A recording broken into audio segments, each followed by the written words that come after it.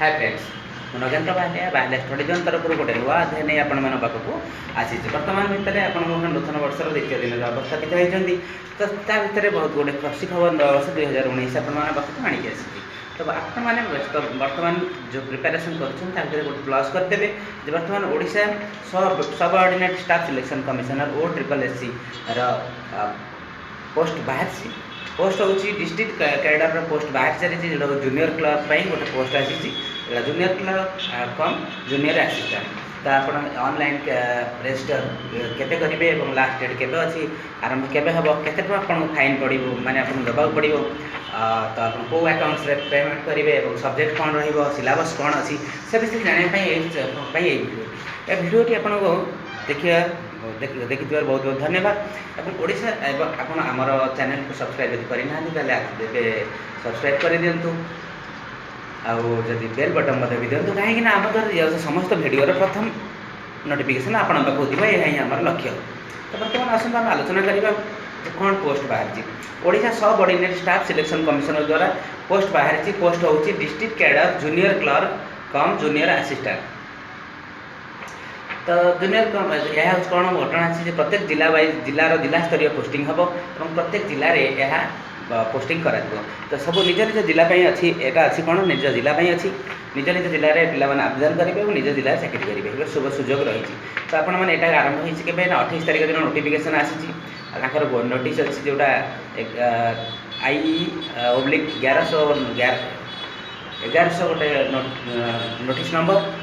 जहाँ प्रकाश पाई 28/12/2018 यह last date आपमि apply करेंगे ना 29 तारीख ऑनलाइन रजिस्ट्रेशन समय दि जाए सब लास्ट डेट हूँ के ना आमर 6/2/2019 माने फेब्रुआरी 6 तारीख लास्ट डेट आपने अप्लाई करेंगे। तो बर्तमान कौन करवा पे केमती कौन रही मैंने मोटामोटी भाव में आपको कही रखुच्छी आप वेबसाइट को जी www.SSC subordinate staff selection commissioner SSC.gov.in आउ थे कही दूसरी www.SSC.gov.in। तो ये आप जाकि सर्च करेंगे और नोटिफिकेशन मुझे परवर्ती फोटो देदेवी आपको स्नापसट जो रखी सब देदेवी आप पाखक। तो आप प्रथम आलोचना करवा कौन सब रही क्वालिफिकेशन कौन कौन मागिचे क्यों मैंने अप्लाई करेंगे। क्वालिफिकेशन मागिची आमको एज ऑफ क्वालिफिकेशन कथा कहवा प्रथम जहाँ बयस ये केते 18 ରୁ 32 वर्ष बयस मध्य प्रार्थी बयस 18 ରୁ 32 वर्ष भितर होता दरकार अर्थ केबे ना 1 एप्रिल 2019 सुधा 1/4/2019 सुधा 18 वर्ष ରୁ 32 वर्ष भितर होता दरकार। तो से मैंने अप्लाई करेंगे। अपॉइंटमेंट शिक्षा योग्यता हूँ +3 पास करथिबे इक्विवेलेंट कोर्स चलो एवं ता सहित बेसिक कंप्यूटर नॉलेज आइडिया थी और कंप्यूटर सर्टिफिकेट थी निहार दरकार। तो आप कही रखुच्छी बर्तमान आम केमी रजिस्ट्रेशन करवा ऑनलाइन रजिस्ट्रेशन आप सब जानते फॉर्म मैंने अप्लाई करुँच तो ऑनलाइन आपड़ जी www.SSC.gov.in को जी और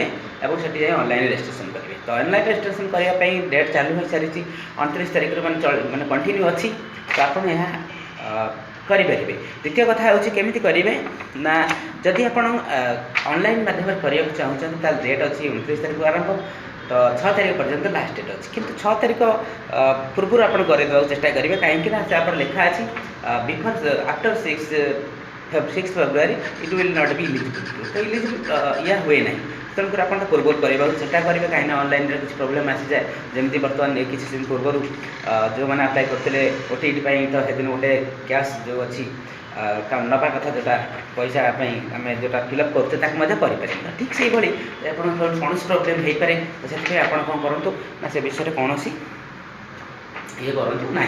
तृतीय कथा हूँ आम आलोचना करवा जे बर्तमान पे स्केल कौन अच्छी पोस्ट अच्छी जो पोस्ट अच्छी जूनियर क्लर्क और जूनियर असिस्टेंट तार कौन पे स्केल कौन सब रही पे स्केल मोटामोटी कही तो 5,200 ରୁ 20,200 पर्यटन पे स्केल अच्छी प्लस अच्छी रेम्यूनरेशन अच्छी 8,880 टंका रेम्यूनरेशन ग्रेड पे आपंकर रहाँकि 1,900 टंका पर्यटन निर्धारित हो। तो एज क्वालिफिकेशन कथा कहली +3 आप +3 पास करेंगे कंप्यूटर नॉलेज रखी। तो एग्जाम फी आम कौन के एग्जाम फी हूँ कौन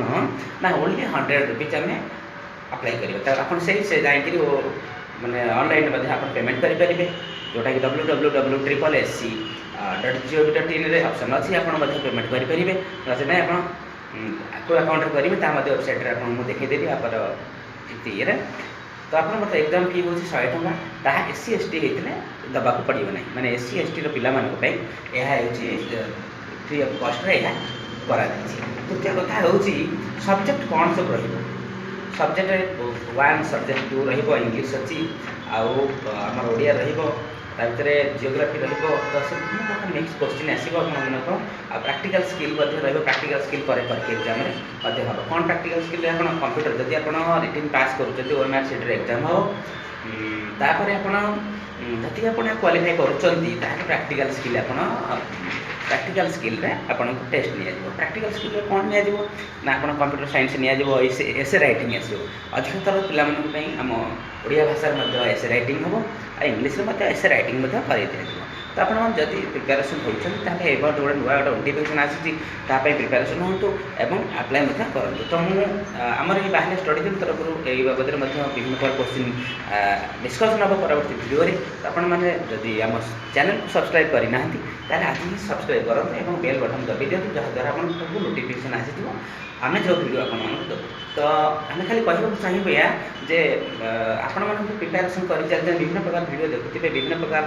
प्रश्न सम्मुखीन होते तो ठीक से विभिन्न प्रकार प्रश्न जब आप सम्मुखीन होती भल कथा अलग वीडियो देखो अलग पब्लिक करूँ पुराना बही पढ़ू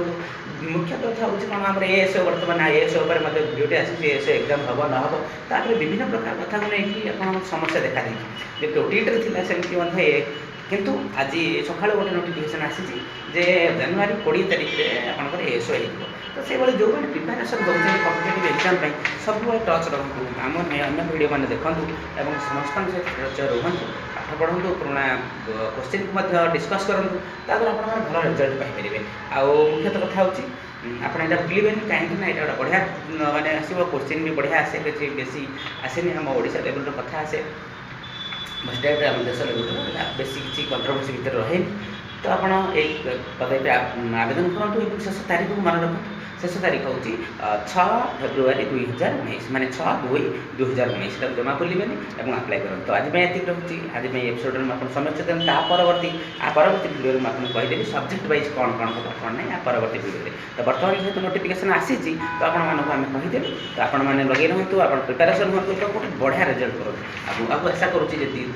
नूतन वर्ष 2019 आपण सफलतार वर्ष हो या माँ सारा प्रार्थना करूँ नमस्कार धन्यवाद।